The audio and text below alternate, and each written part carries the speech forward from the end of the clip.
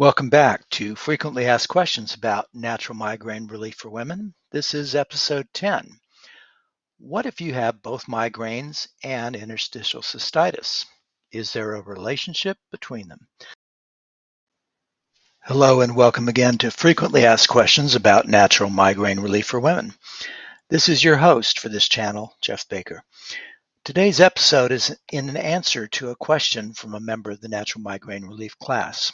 As we've discussed in previous FAQ episodes, sometimes you can have two medical conditions that have underlying root cause factors in common. And this is the case for migraines and a problem known as interstitial cystitis.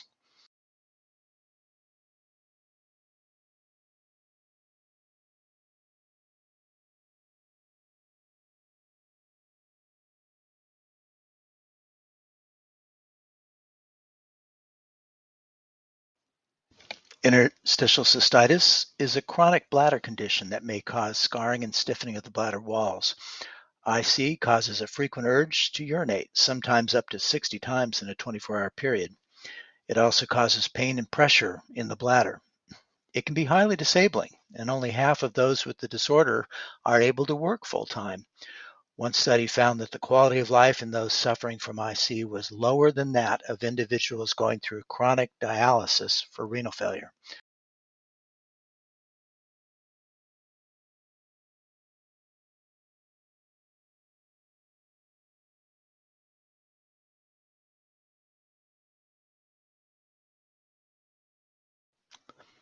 Demographically, it is estimated that more than 1 million in the U.S. suffer from this condition, with the median onset of interstitial cystitis being around 40 years of age, and 90% of those with IC are women. Interestingly, this age group correlates with the early 40s, where the incidence of migraine is at its peak, and we also see the progression of perimenopause, where ovarian hormone output begins an ongoing state of decline toward eventual menopause.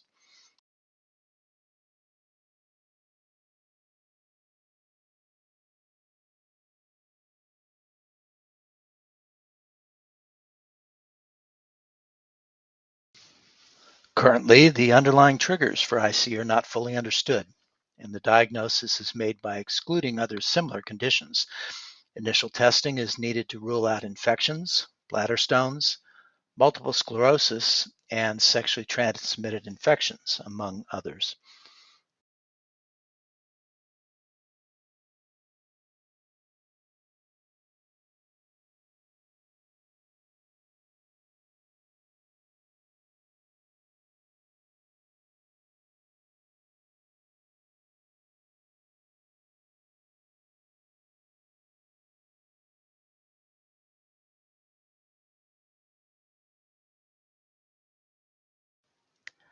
Around 18 to 25% of those with IC also have migraine headaches, as well as an enhanced likelihood to have irritable bowel syndrome, 3 times the incidence of normal controls, fibromyalgia, fatigue at 10 times normal, other chronic pain disorders, 3 times normal, underlying sleep disorders, twice normal, Raynaud's syndrome, 3 times normal, or allergies.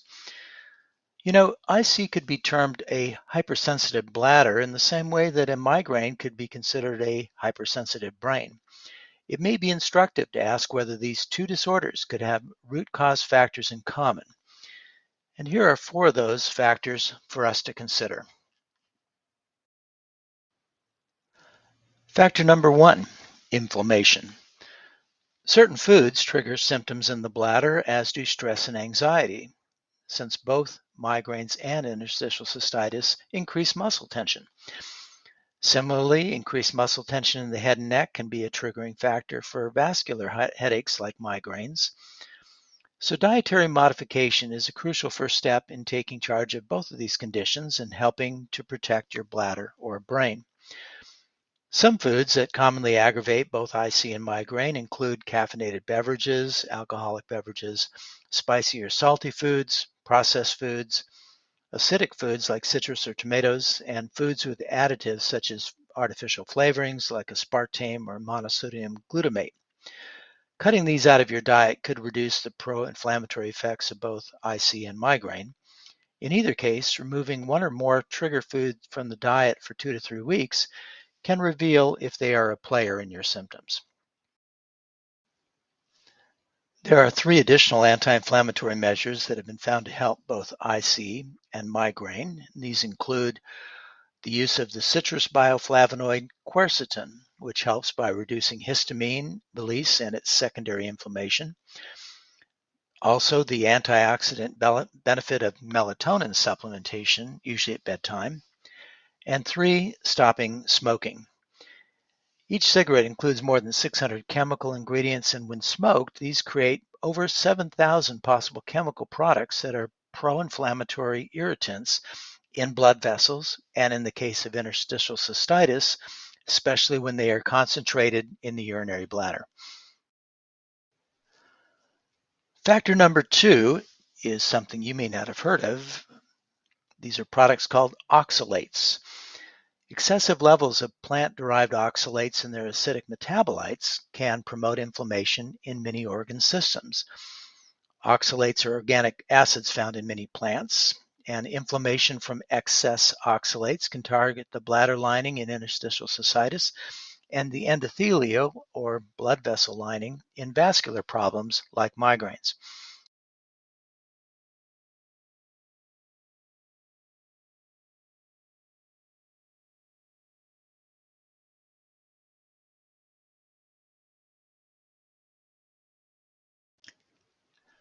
The highest levels of oxalates are found in leafy green vegetables, nuts, especially almonds, and dark chocolate, also wheat and rice bran. You may be getting too much of the oxalates as cumulative excess if you use green smoothies, almond milk, nut snacks, or even beetroot extract supplements as part of your diet. So the first step is to identify and trim excess oxalate intake. Then also a simple measure to assist both problems of migraine and IC is to take magnesium citrate to both reduce the oxalates in IC and also to augment whole body magnesium levels, which are suboptimal in most individuals with migraines.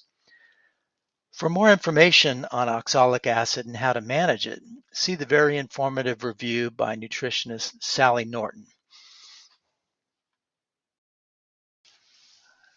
Factor number 3, reproductive hormone imbalance or deficits. The perimenopausal time frame includes gradual drop in hormone levels, including estrogens, progesterone, and female appropriate testosterone. One can have enough ovarian hormonal signals during these years to enable a menstrual cycle, yet have them declining to a degree where many organs do not receive optimal hormone support. Interesting, the late 30s to mid to late 40s is a common time frame to see either IC or migraine headaches emerge or worsen, and this perimenopausal time frame correlates with how these problems are far more common in women than men, 9 times more in IC and 3 times more women than men having migraines. The use of bioidentical hormone support during the perimenopausal years can help with both problems, although the focus is slightly different between these two cases. In migraines, you can have both estrogen deficiency and estrogen dominance, the latter of which is better understood as a progesterone deficiency problem.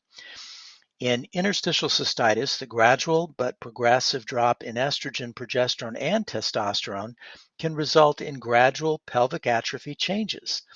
This can have a vaginal and sexual impact, but is less understood to also allow for bladder atrophy changes, which can be a cofactor in the development and progression of interstitial cystitis. I and many other physicians have found that the vaginal use of estriol support therapy can be a useful adjuvant in addressing the interstitial cystitis symptom complex both before and after menopause. In either case, find an integrative physician who can address this for you. If you have a nearby compounding pharmacy, they can help you find a knowledgeable practitioner.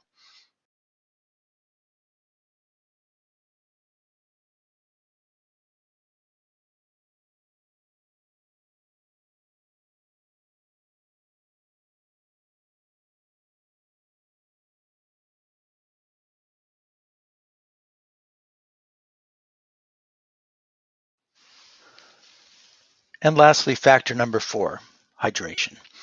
Water is the simple and wonderful solvent of life. When there is too little, almost every medical problem is vexed, sometimes to a breaking point.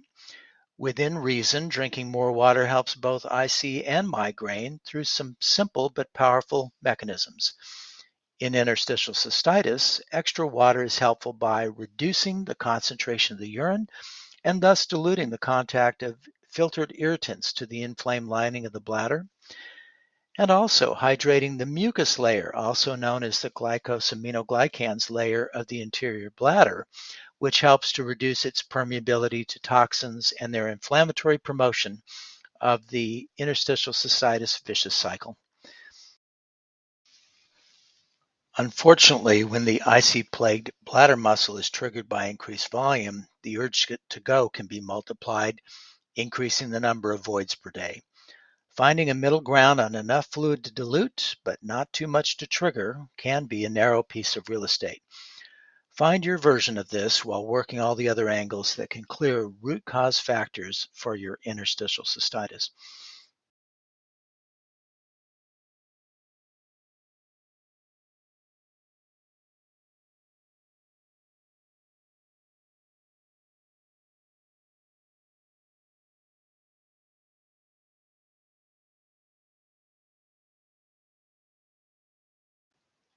With migraine, we should remember that the brain is around 80% water.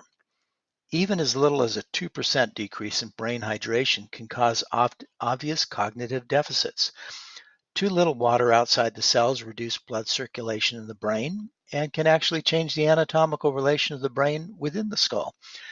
And too little water in the cell reduces the efficiency of key cell repair and energy production capabilities. Staying hydrated can reduce the frequency and intensity of migraine headaches. Aim for around 100-ounce minimum per day, including both food and beverage sources. If you have a headache coming on and you sense recent dehydration as a factor, aim to drink 16 to 32 ounces in the coming 30 minutes to assist in its resolution. So to summarize, let's look at some common action item list for both interstitial cystitis and migraine. Number 1 is to find and avoid your pro-inflammatory trigger foods, including foods with excess oxalates. It's no small thing to do, but overwhelmingly worth the effort. In this process, also consider taking magnesium citrate, 250 to 500 milligrams per day, quercetin, 500 milligrams a day, and melatonin, 3 to 10 milligrams in the 1 to 2 hours before sleep.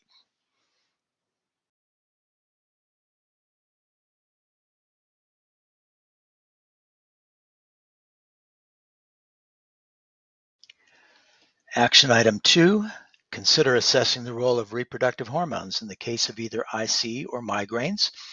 If you're in the late 30 plus age group, consider intravaginal bioidentical hormone support therapy to revitalize and protect the pelvic area, especially within the bladder complex. There are both conventional or compounded prescriptions available for this purpose. And action item 3, every day give thought to your hydration status and how to optimize it. Hydrate well in advance of known trigger factors like exercise or weather extremes.